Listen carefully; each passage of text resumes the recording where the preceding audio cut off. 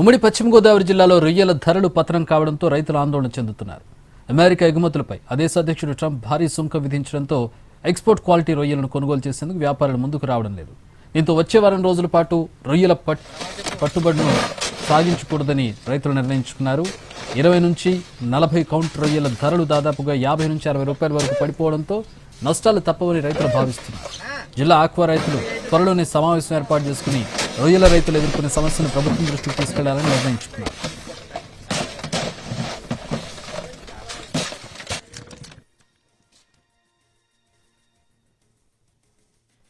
దిగుమతి అయ్యేటటువంటి రొయ్యల పైన అమెరికా అధ్యక్షుడు డొనాల్డ్ ట్రంప్ సుంకాలు విధించడంతో ఉమ్మడి పశ్చిమ గోదావరి జిల్లాలోని ఆక్వా రైతులకు ఎదురు దెబ్బ తగిలినట్టయింది. ఒక రైతు కేజీ రొయ్యలు అంటే 100 రొయ్యలు కౌంట్ వచ్చేటటువంటి రొయ్యలు ఉత్పత్తి చేయడానికి దాదాపుగా 230 రూపాయల నుంచి 240 రూపాయల వరకు కూడా ఖర్చు అవుతుంది. అంతకు పైన రేటు వస్తేనే అతనికి లాభం ఉంటుంది. కానీ ప్రస్తుతం అమెరికా తీసుకున్నటువంటి నిర్ణయంతో రొయ్యల రైతులకు ఎగుమతులు ఆగిపోయేటటువంటి పరిస్థితి. ఈ నేపథ్యంలో 10 రూపాయలు రేటు తగ్గితేనే అల్లాడిపోయేటటువంటి రొయ్యల రైతులు ఒకేసారి 30 నుంచి 40 రూపాయల రేటు పడిపోవడంతో ఉమ్మడి పశ్చిమ గోదావరి జిల్లాలోని ఆక్వా రైతులందరూ కూడా ఆందోళన చెందుతున్నారు. ప్రస్తుతం ఆ రొయ్యల చెరువులు అనేవి ఏవి పట్టుబడి చేయకుండా ఒక 5-6 రోజుల పాటు ఎదురు చూడాలి అని ఆక్వా రైతుల సంఘాలకు సంబంధించినటువంటి నాయకులు వారందరికీ విన్నవించడంతో ఎక్కడికక్కడ చెరువుల్లో పట్టుబడులు అయితే ప్రస్తుతానికి ఆగిపోయాయి. లక్షల టన్నులు ఇక్కడి నుంచి ఎగుమతి అవుతూ ఉంటాయి. 18,000 నుంచి 20,000 కోట్ల రూపాయల విదేశీ మార్గద్రవ్యం అనేది లభిస్తూ ఉంటుంది. అంటే దేశంలోనే ఉమ్మడి పశ్చిమ గోదావరి జిల్లా నుంచి ఎగుమతి అయ్యేటటువంటి ఆక్వా ఉత్పత్తులకి ఎక్కువ ప్రాధాన్యత ఉంటుంది.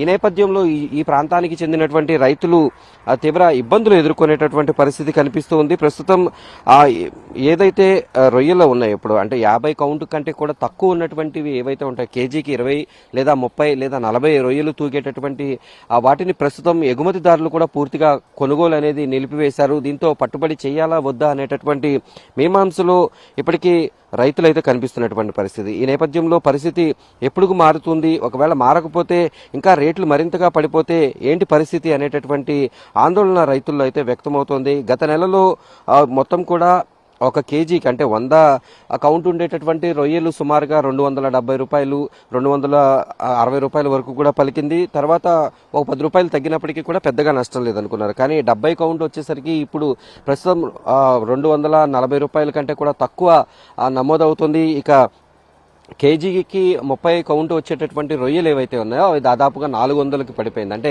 ఒక కేజీకి వచ్చి సుమారుగా 40 నుంచి 55 రూపాయల వరకు కూడా తగ్గుముఖం పట్టడంతో రైతులు ప్రస్తుతానికి పట్టుబడులు ఆపేశారు. ఆక్వా ఎగుమతులు కనుక మళ్ళీ మొదలైతే ప్రభుత్వం కూడా ఎటువంటి నిర్ణయం తీసుకుంటుంది అనేటటువంటి విషయాలను చూసిన తర్వాత రైతులు ఆ పట్టుబడులు సాగించాలనేటటువంటి ఆలోచన చేస్తున్నారు. ఎగుమతులు కనుక రొయ్యల ఎగుమతులు ఆగిపోయి ఆక్వా రంగం కనుక దెబ్బతిన్నట్లయితే దీనిపైన ఆధారపడి జీవించేటటువంటి దాదాపు 9 నుంచి 10 రంగాలు పూర్తిగా దెబ్బతింటాయి. అంటే ఎగుమతులు చేసేటటువంటి వారు, పట్టుబడులు చేసేటటువంటి వారు, ఈ ఆక్వా కూలీలు, అలాగే మేతకు సంబంధించినటువంటి వాళ్ళు, అలాగే ఇక్కడి నుంచి రవాణా చేయడానికి ఉపయోగించేటటువంటి డీజిల్ పైన కూడా ఈ పూర్తిగా ఎఫెక్ట్ పడుతుంది. వేలాది మంది తీవ్రంగా నష్టపోతారు. ఈ నేపథ్యంలో ప్రభుత్వం అమెరికా తీసుకున్నటువంటి నిర్ణయం ఇక్కడ రైతులకు ఎటువంటి ఇబ్బందులు లేకుండా ఉండే విధంగా ప్రభుత్వం కూడా చర్యలు తీసుకోవాలి, మద్దతు ధర ప్రకటించే విధంగా చర్యలు తీసుకోవాలనేటటువంటి డిమాండ్ వినిపించబోతున్నారు. దీనికి సంబంధించి ఈ నెల 8-9 తేదీల్లో కూడా జిల్లాకు సంబంధించినటువంటి ఆక్వా రైతులందరూ కూడా ఉండిలో సమావేశం ఏర్పాటు చేసుకునేందుకు సిద్ధమవుతున్నారు. ప్రస్తుతం అమెరికా తీసుకున్నటువంటి నిర్ణయాలతో ప్రస్తుతం ఉమ్మడి పశ్చిమ గోదావరి జిల్లాలో 5-6 రోజుల పాటు ఈ పట్టుబడులు అనేవి నిలిపివేయాలని అయితే నిర్ణయించుకున్నారు. వైరస్ వచ్చి ఏదైనా ఇబ్బందికర పరిస్థితుల్లో ఉంటే మాత్రమే రొయ్యలు పట్టుబడులు చేయాలనేటటువంటి ఉద్దేశంలో ఉన్నారు. ప్రస్తుతం అమెరికా తీసుకున్నటువంటి నిర్ణయంతో ఉమ్మడి పశ్చిమ గోదావరి జిల్లాలో ఉన్న పరిస్థితి ఇది. వీడియో జర్నలిస్ట్ కర్ శ్రీనివాస్తో మల్లికార్జున్, ఉమ్మడి పశ్చిమ గోదావరి జిల్లా.